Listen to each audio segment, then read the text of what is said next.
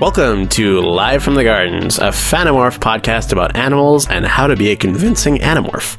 This week we're going to be talking about a bunch of morphs from the book we talked about last week, which was Alternamorphs, The First Journey. Or that was Alternamorphs number 1, The First Journey. My name is Mikhail, the host. I'm Tessa, the expert. And I'm Brayden, a time-traveling kick to the head from a giraffe. Topical. That's amazing.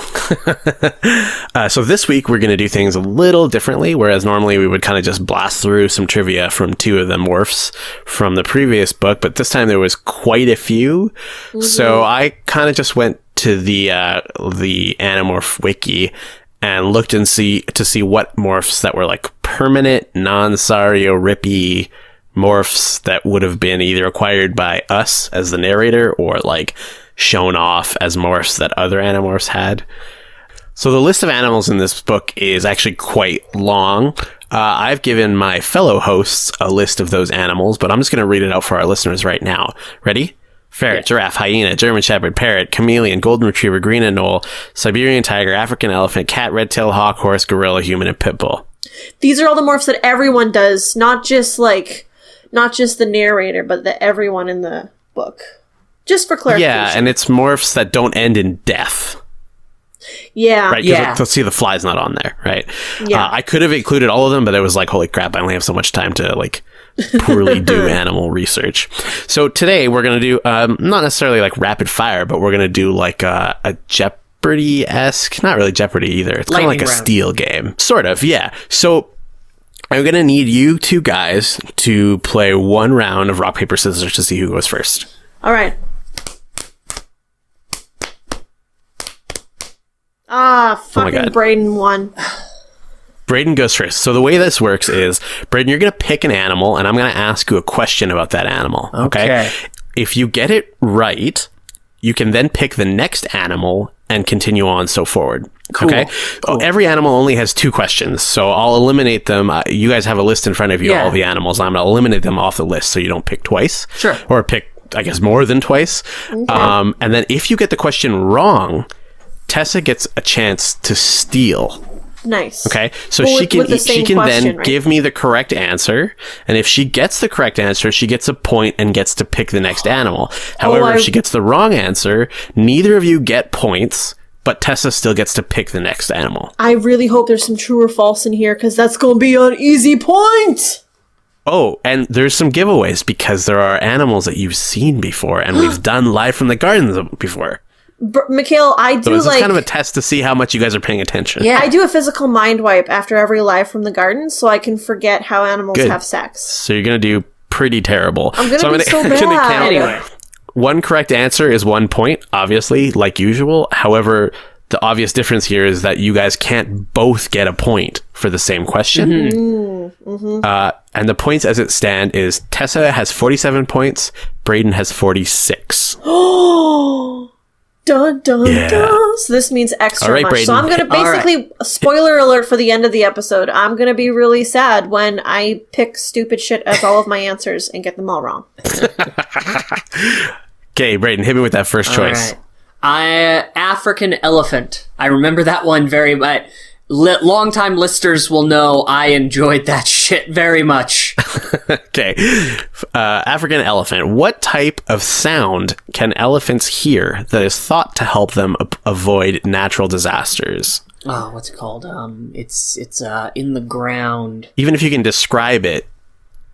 Yeah. It sounds traveling through the ground and up through their pads and their feet. What kind of sounds? The sounds of vibrations in the ground. Okay. It's so close. Wait. It's called the vibrations traveling through the ground. The types of noises. Boop, boop, boop, boop. The types of vibration. It's like all sound is vibration. Tectonic. Oh no, that's wrong. I'm sorry. You're so close though. Okay, Tessa, what is it? Give me the name or the main characteristic of that type of sound. The main characteristic of that type of sound is that it's caused by the Earth's plates moving. Okay, it's obvious that neither of you are going to get it, so Brayden is going to continue on, but nobody gets points. What's the answer is infrasound. Infrasound. Fuck. Yes, and it's extremely, extremely low frequency, so low pitch sounds. See, and I was thinking low frequency. I should have guessed that. Okay. Give me that Siberian tiger. Okay, Siberian tiger. That's bottom of the list. All right. How does the Siberian tiger use their voice while they're hunting? Use their voice. Oh gosh, this isn't a question we got yet. Oh yeah, it totally is. Use their Guys, voice. my pupils. Use their voice while hunting? Well, like use their vocal cords. Like they don't have a talky voice, but they can make noises, right? Hey, I'm a tiger. Come over here. Yeah, this hunt is great. I'm hungry. Come here. They all just sound like Tim Curry. The tiger growls, makes low frequency noise, uses it in a similar way to the way the elephant does to send out vibrations. No, that's wrong. Although I appreciate the effort. That was very good. Tessa. My turn to steal. I'm gonna say they chirp to confuse their prey so that they can get to them better.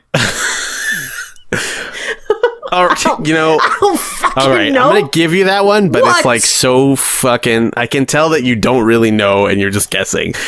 They can mimic the sound of their prey, so they can report. Remember, I said they can mimic the mating call of the sambar, which is kind of like a buffalo-esque. Mikhail, I hard reset my brain after every Fanimorphs. All right, well, hard reset onto another animal then. All right, Siberian tiger, point from me. I'm gonna ask for a human fact. Human Should get being. one of those. This has multiple answers, but how do human beings prepare for mating? Give at least 2 very detailed examples. The very first is that clear consent is gathered, like enthusiastic consent is given by all active participants. Sometimes there is more than one. There is also protective measures are put in place, either with physical items slipped over funny genitalia. Answers only. This live from the gardens is informative to our listeners. Okay, I will say. Yeah, I'll give you the point for that. But do you want me to describe more? I can talk about how the penis gets. I mean, I think we all know where you're going, which is all right. Yeah. Don't just a really boring, consent, satisfying sexual experience. Like an unfunny loser. Make sure everyone has at least 2 orgasms. Or can't walk afterwards. Shaky legs. Give them the shaky legs. Next, pick another animal, but it can't be the same animal. Nope. I'm gonna go with horse. Horse. When I was little, I was really into horses for as you know, a lot of 8-year-old girls somehow get into. So I'm gonna try and see if I can put past self to pride in my future self with my horse facts. All right. Great way to put that. How big are horse eyes compared to other animals? So like proportionally? Yeah, how do they stack up in terms of size? Not proportionally, no. Okay, I'm going to say in terms of size, horse eyes are pretty big. Okay. I think bigger than an elephant's eyes? Either the same. No, I think they are bigger. Either the same size or slightly bigger. I feel like a horse's eye is because a lot of it's just in the socket. I feel like it's fucking tennis ball size or grapefruit size. They got some big eyes on them. Bigger than a tiger's eyes? Bigger than a tiger's eyes, yeah. Bigger than a polar bear's eyes? Probably. Polar bears have got little bear eyes. Normal sized bear eyes. You're not really giving me a whole lot of commitment. Is it yes or no? Definitely. I said yes, dude. I said yes. I said horses' eyes are big. The answer I'm looking for is, I'll give it to you, but I don't know. They're the biggest out of any land mammal on the planet. Horses have the biggest eyes. Oh, I said they were big eyes. And then she failed to commit to anything else. I know. Come on, this is bullshit. Now you know how I feel when you get points. I did my past me proud. All right, let's go with ferrets. My older brother was really into ferrets for a hot second, so reading Alternamorphs, I always thought of him. Okay. What is a group of ferrets called? Fuck. It's something really adorable. Yeah, I think it's actually very cute. I don't know. You're not going to get it. It's too good. It's too good. I know. Okay. Total sidebar. In my past, my mom used to have this book of poems that was all about what groups of animals are called. So I know that they're called a parliament of owls and like a clouder of cats, but ferrets wasn't in the book of poems. I'm going to guess family. That is incorrect, Brayden, for the steal. All right, repeat the question one more time. What is a group of ferrets called? A group of ferrets is a cuddle of ferrets. Oh, that would have been so good. The real answer is it's a business of ferrets. What? I love it! I love it! Just in little suits. It's too good. Oh my god, my heart. Okay, right, Brayden, buddy. you It's got your to steal, turn. so you pick the next guy. Okay, we're going with golden retriever. Golden Retriever. All right, what do we got for that? They got smaller eyes than horses, that's a fact. What was the name of one of the two Golden Retrievers that were pets of American presidents? So just have to guess one of their names. There were two, as far as I could find, and you can get a bonus point if you can name the president that the dog belonged to. Oh, golden retrievers. Let me just look at my phone real quickly, like, I just got a text to check. I can't begin to guess the president, but I'm going to guess that the dog was named... Think presidential. Jackson. Oh, no. That's such a good name, though, for That's a a dog. good dog name. Yeah. That's a good dog name. Okay, for the steal. It's like almost too obvious what the answer is. The dog was named Mr. President. Come on. No. Which was also a good dog name. Okay, so the dogs' names were Liberty, which was pet to Gerald Ford, My Christ. God. and Victory, pet to Ronald Reagan.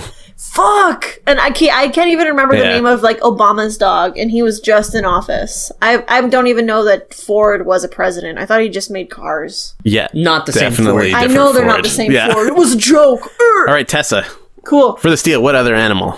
I'm gonna pick What's next? a hyena. Bold. The first one we've brought up that we haven't done a Live from the Gardens on. We haven't done Live from the Gardens Oh, on yeah. horse yet either. No, we did that's true. horses. No, Didn't we we? didn't. Nope. Horses are book 14. yet. Okay. That's coming up, yeah. All right, what is the difference between hyena copulation and dog copulation? Or what's the main difference? The main difference is that the female is the one who instigates it and is more in control of the copulation in hyenas versus the dog having the knot in the male. For dogs. Okay, no, that's incorrect. I would say that the female dog actually does have quite a bit of control during... That's What's really their normal butt dog to sex. butt? that's really a very what's the word I'm looking at? Relative statement. No, I feel like Yeah. because from what I know of hyenas, oh no, this is spoilers I feel in like case there's Brayden more picks this question. scientific ways to determine differences between hyena and dog sex than All right, just like well, fucking ladies are in control. Fucking steal it from me, Brayden. Cool, Fucking cool. steal it.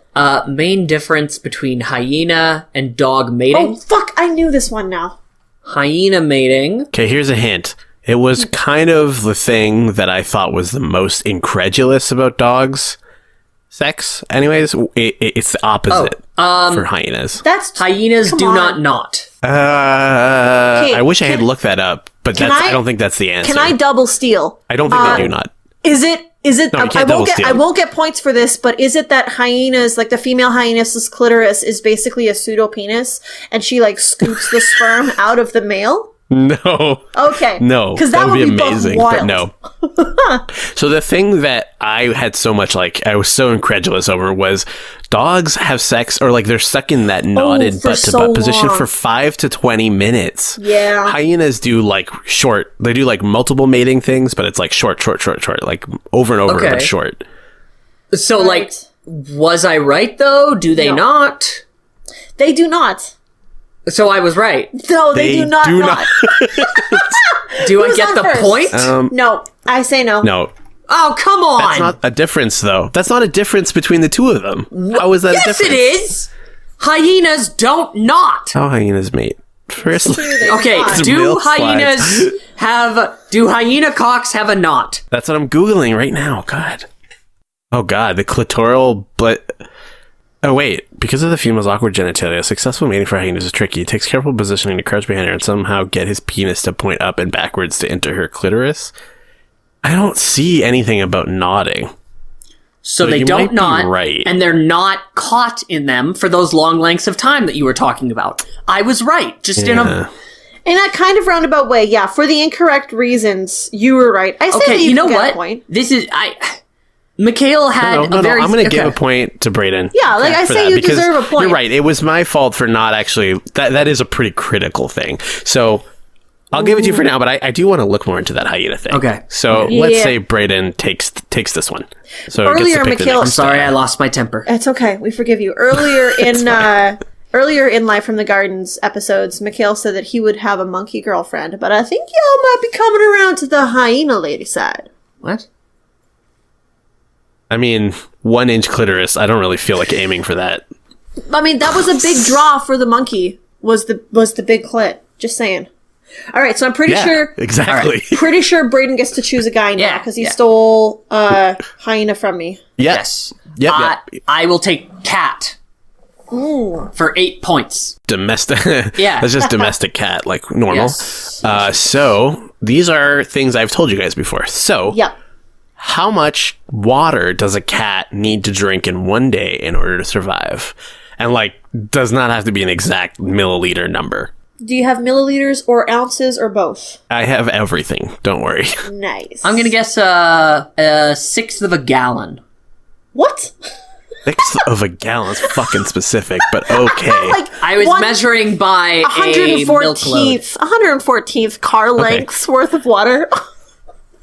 Okay, so no, that's actually wrong. And Tessa, what's the steal before I give it away? 4 ounces is my guess. So the answer is actually none. What? Apparently. Oh, fuck! A cat can survive without drinking water. Oh, yeah, because their kidneys are so effective that they can actually derive the water that they need from only meat. Yeah, that's why if you feed a cat a wet food diet, they don't really drink a lot of water. Yeah. Okay. Damn, I guess then that's Tessa, because neither of you got it. So what's the next animal? My turn. I'm going to go with German Shepherd. Or Yepherd. Oh, this is fucked. Let's do this one. Okay, I'm excited. Okay, German Shepherds were trained as quote-unquote anti-tank dogs during World War II. What is an anti-tank dog? I feel like they were trained to run up and then into the tank and fucking murk the guys who were inside the tank. Up into the hatch. I want to know Brayden's answer before I decide who gets the point on this, because, yeah. I actually know the answer to this. They trained them to run I thought so. under the tanks with explosives. Fuck! What? Yeah. The dog died. Brayden gets it. It went terribly, though. They trained them on, domestic tanks, so when they pointed them at enemy tanks, they were like, go blow up those, boy! They were like, that's not what I run under. I run under these ones. And they ran to friendly tanks and blew up those. Oh, no. When I first read that, I honestly thought it was they turned them into bombs and dropped them out of planes. That's what I thought it was. Oh, my God. That's horrible. I can't believe you thought they, Avengered their way into a tank and just Captain America, a bunch of 9 Dirk Shepherd is coming for us. Where's my family? Oh man, the German Shepherd did its ultimate betrayal. The German Shepherd was working for the Germans the whole time. It blew up the American Nazis tanks. Would just call it a shepherd. Anyways. Womp, womp. Okay, Brayden, your turn. Brayden, hit me with another animal. Okay, let's learn about... Can I do human? Or did we do human already? Yeah, dude. Nope, there's still one. Cool. No, let's do human again. Name at least one of the many uses for the human index finger. The human index finger can be used to indicate to other humans points or objects that they must pay attention to. Oh, funny answers only. Okay, wait a minute. Did you just say one? To stimulate the prostate. I said name at least one. Okay. It can also be used to clear out a human ear, nose, and anal canal in case of stuffing. Not canal. You should have said anal cavity. You know what? It can get pretty deep into the canal parts. You can also use it to clean your teeth. Not the finger. That's more nail action.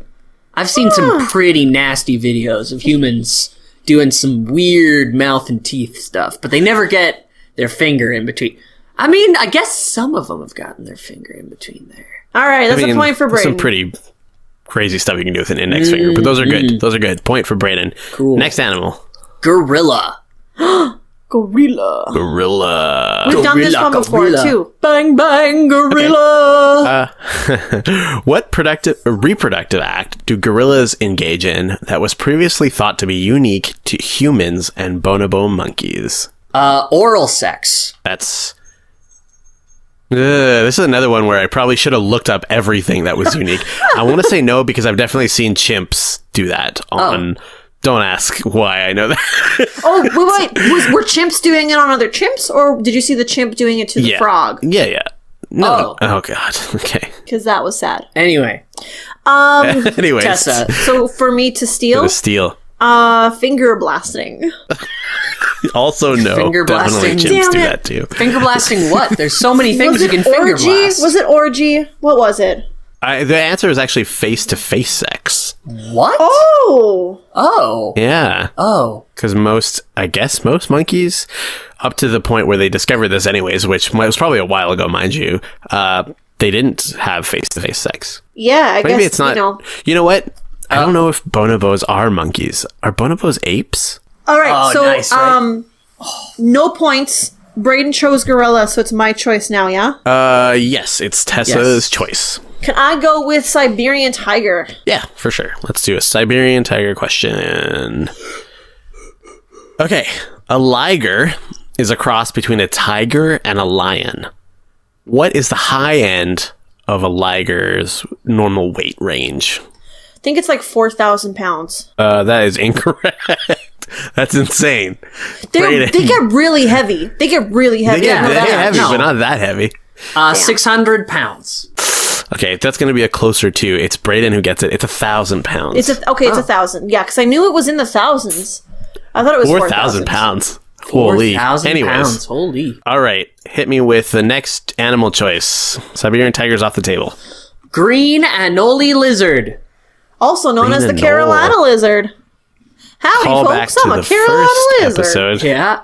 How territorial are green anole lizards? What behavior is associated with their level of territorialism? They are highly territorial. They fight for land. Hey, that's awesome. Good job. They fight You for remembered land and episode 2. Yes. Remembered that. All right, what's our next animal? Tell me something about the chameleon, Mikhail. Chameleon. Yeah. A chameleon, yeah. What is a chameleon's strongest sense and why? A chameleon's strongest sense is its sight. I was going to say cinnamon. It can see in more colors than many other species. That isn't true in the sense of the colors. Let me give you one more guess because you got the eyesight already. Okay. It has the strongest eyesight because of its multi-directionality and its clarity at extreme distances. Boom, you got it. So they can actually see pretty far for an animal their size, but also they can move their eyes independently, which is pretty crazy for any animal. They got like nasty little tubes. Yeah, they have really small actual like pupils as well. Also, if you think about it proportionally, their eyeballs are really far out of their head. They're super far out of their head. Yeah. Yeah. So it gives them a lot more like range to see shit. All right. Next animal. Sorry, that's Brayden. I'm going to go back to the ferret. Ferret. Okay, this is a tough one. What is the wild or feral equivalent of the ferret? It has a very close cousin. Stoat. Ooh, no. Although that is a relative. Damn it. So this this feral animal is basically what they took and domesticated to make the ferret. Okay. So you guess stoat. I'm gonna guess weasel. No, although also a relative. Yeah, because they're both polecat. Oh, Polecat. Damn it, Redwall. Yeah. Come on, Redwall brain. Come on, Redwall. They have polecats Right, in Redwall. Not as often as ferrets, though. What's your next guess? All right, my next guess. I'm gonna go with a pit bull. That's the ferret done, right? Yeah. Ferret's off the table. Yep. Pit bull. Pit bull. Okay. Mr. It has been 305. said that pit bulls have a locking jaw mechanism that helps them hold on to prey. How does this mechanism work? When their muscles tense up, I feel like the way that the bone is shaped, when their muscles tense up into the bite, their jaw bones basically just connect in such a way that it makes it really difficult for their jaws to open because the bone is like snug together. No, that's not correct. Okay, well, Brayden. I tried. Okay. No, that sounded very convincing. Yeah. When a pit bull has latched onto its prey, part of its jawbone essentially hooks into another bone by its cheeks. Isn't that basically what I said? No. Although even if it was, it's also wrong. So the answer is actually a riddle or a trick. More like it was a trick. It was a trick question. Their jaws don't lock. Oh. It's all part I of knew kind of it was a weird smear way to say campaign. that. Yeah, it was, wasn't it? It's part of like the whole pit bulls are evil and should be illegal campaign, which is not true. Like a lot of shit has been made up about pit bulls. Yeah. A lot of dogs have very good grip strength and are trained and like naturally honed to hold on to their prey, but there's no such thing as a locking jaw for pit bulls. Okay. Is there any animal that really has like a jaw that locks, or is it just muscular strength? But I'm guessing it's closer. It's going to be something crazy like a snake or a cat, like a crocodile or some shit like that. Yeah. I mean, I think crocodile is just in terms of muscle strength. Their muscles are really weak when it comes to opening the mouth, but super strong. When biting We're getting anyway to the crocodile episode. Don't worry. Give me that. Give me some facts on giraffes. Giraffes. I'm pretty sure this is the only time that giraffes show up in the Animorphs series, so this is exciting. How do male giraffes detect when a female is in estrus? You remember what estrus is, right? Yeah. Yeah, ready to mate. Yeah. Yeah. Female giraffes' posteriors become swollen. Ooh. No. That's not the Incorrect. answer. I know the exact answer. What is the male giraffe will whack his head on the underside of a female giraffe and make her pee, and then he will lick the pee and taste and see if the hormone is there. That means that she's in estrus. Okay, yeah. The real answer is they taste the urine. They don't always have to like smack. They don't always have to make her smack pee. it, but that's a thing that they do is they'll smack it out of her. It's been observed, but it hasn't been proven as like an obligatory giraffe thing, as far as I can tell. Maybe it has by now. Anyways, that's a steal for Tessa. Holy shit! Nice. Yeah, I know that one. All right. Let's go to African elephant. A frickin' elephant. That's what I always think in my head when I see it. You made that joke when we did the Life I? of the Gardens. Because that's what I always think. Here's a freaking elephant. Brayden, you're going to be upset if Tessa gets this one. What does the rest of the herd do when two elephants are mating? Oh, shit. I think they watch. What else? I feel like they stand in a circle around them to help either protect them / voyeur. I will give both of you a point if, Brayden, you can add something to that. Okay. The elephants are also known to run around in circles around the sex. They've been known to get so excited they poop themselves and to like sniff and eat the ejaculate afterwards. Yes. I just wanted to really hear you say that. I'm going to give points to both of you for that. Yeah, but I say Brayden stole. They feast on the ejaculate. God, yes. And disturbing. I feel like Brayden stole that from me just because he had but Brayden had so much glee when he told you about the elephants eating their own ejaculate. That's a good point. All right, Brayden, what's next? You stole it. Mine was a boring answer. You had the right one. Let's go back to let's take one from the red-tailed hawk. Ooh, which we also have done before. Do they fall in love? Do red-tailed hawks fall in love? That's funny, because the first question is, how many mates does a male red-tailed hawk take in one mating season? A male red-tailed hawk will take 1. That's correct. In fact, they often keep the same mate. Yeah. Yeah, they don't mate for life, but they because they're they go steady. They're territorial, right? So they're usually only near one for their entire life. That's right. Yeah. Perfect. And that was good, my guess. They usually protect against that male. Although, to be honest, I don't know if they're like around their mate all year or how that works. Probably not, is my guess. But anyways. Let's do more about the horse. Horse. All right. What is similar about the grooming of human and horse feet? It's a gimme. Similar about the grooming? Like how they clean them?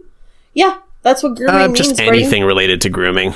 Just because you don't groom doesn't mean you shouldn't know what the word grooming means. They both need, humans and horses both need to get rid of growths from their various feet every once in a while. What would be the growth? Yeah. What do you mean, like warts? Like what? A horse's hoof needs to be ground down or chopped, similar to the way a human's toenails need to be groomed or chopped. There it is. Clipping. Yeah, that's exactly it. That's exactly it. I didn't know that as a kid. I thought it was very disturbing. Huh. Yeah, no, they just kind of like... That's why if horse hooves, like, grow too long, they look like people who don't clip their fingernails, where they, like, grow out all craggly, and the horse hoof gets, like, that weird fucking shoe shape. That's why you want to try and clip them down. It's, like, basically a big ol' nail there. Okay, there's going to be one more question, and then we're going to move on to the hypothetical question. All right. Let's go back. I'm going to throw it in with my girl... The cat. The cat. Okay. Yes. Okay. Why do cats purr? Cats purr. Because it is actually, it's theorized that it is a healing method. It soothes and it actually like vibrates on a frequency that heals wounds. That's not why they purr, though. Can I steal, Mikhail? No. The answer that I was looking for and that you got was that it was theorized. Because the real answer is no one knows. There is no answer. No one knows. But I will say that cats, some of the theories is that we know that cats will purr when they are happy and also when they are stressed. So it is something that they do to express contentment and also something that they do to self-soothe when they're kind of freaked out. And no other cat really does it like in the same way or as frequently. No, like the big cats don't really purr in the same sense. They have to, the thing with big cats is they have to exhale while they purr, whereas domestic cats can just purr all the time. Honestly, it's probably just junk DNA from like how we've bred, like we breed dogs and cats in just ways that like we don't even keep track. We're just like, we want a dog that's weird and wrinkly and has a short face, or a cat that's really, that stays little for a long time. And probably they've just got some weird fucked up shit. Like, have you ever heard of the mouse utopia experiment? They can breed it into them that mice won't eat alone. That shit carries through like generations. Fuck. Creepy. Yeah, I don't like that image for some reason. Strange. Like mice will starve to death if they have learned the behavior of never eating alone. Anyway, into the hypotheticals. Yeah. Let's just let's move to the hypothetical question of the week. Hypothetical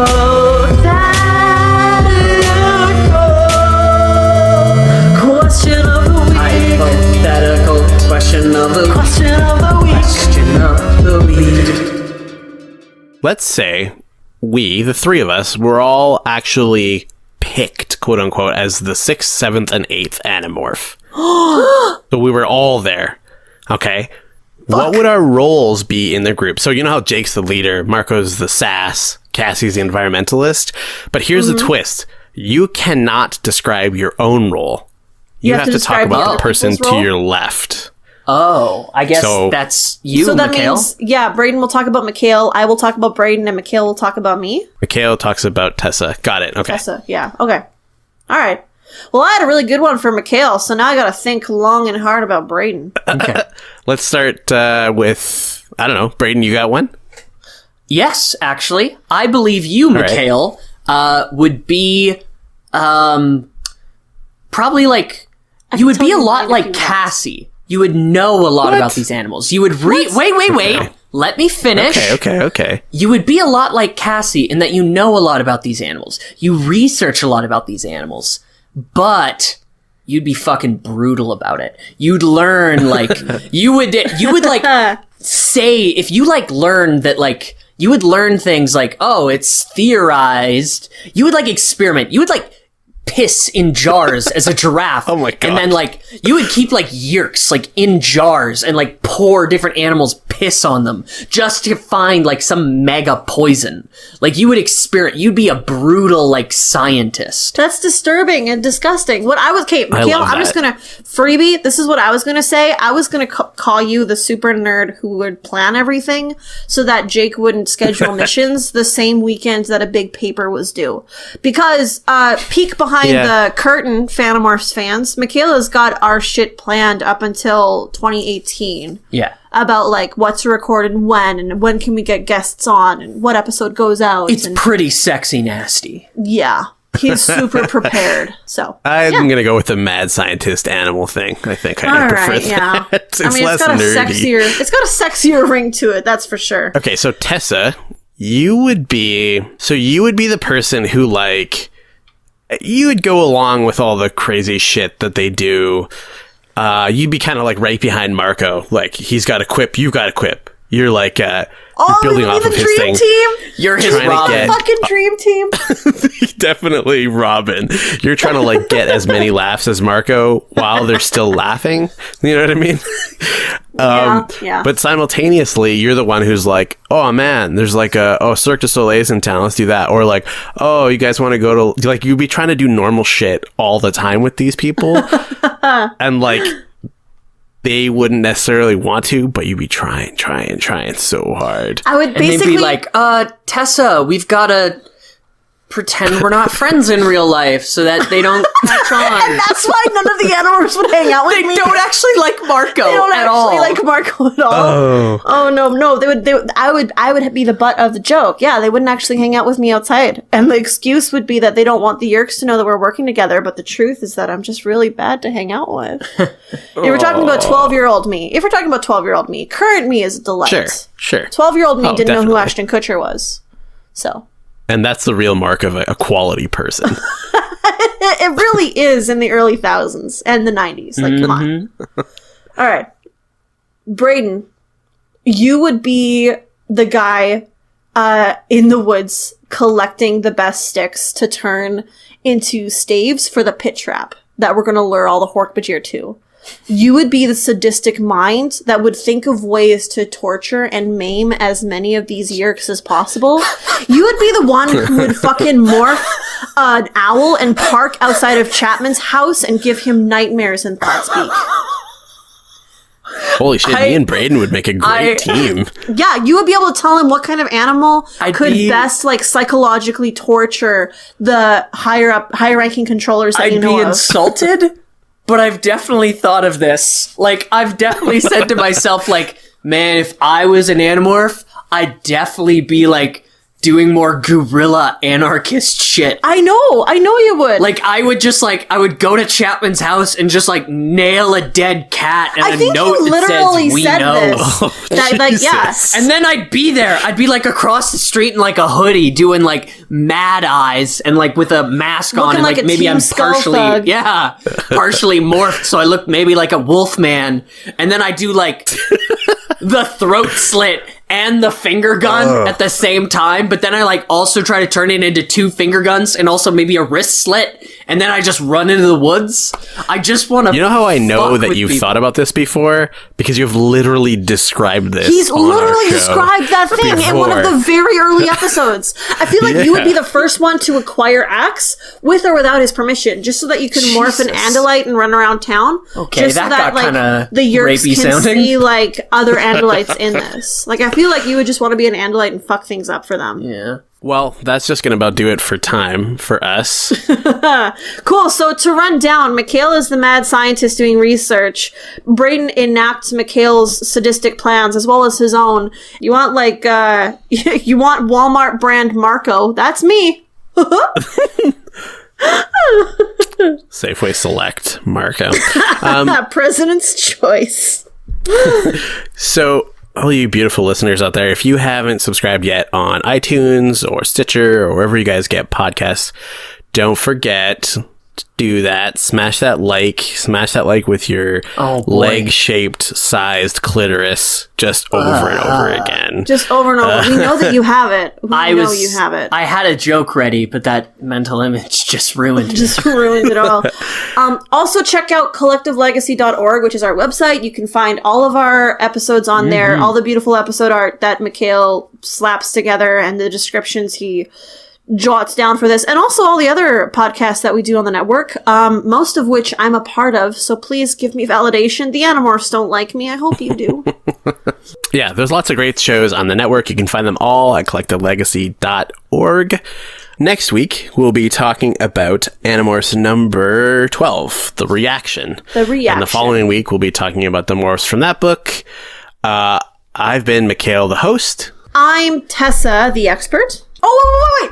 First, we gotta find out where our points match up. Oh. Like, who got... What's our point rankings now, Mikhail? So the tally of the score is gonna set Tessa at 52 and Brayden at 56. Woo! Patriarchy, baby! In that case, I'm Tessa, the loser. And I'm Brayden, the berserker! Watch out. And this has been Live from the Gardens, a Fanimorph podcast about how to be a convincing Animorph and animal clitori. And a better friend. How to be an animal clitori? That's just...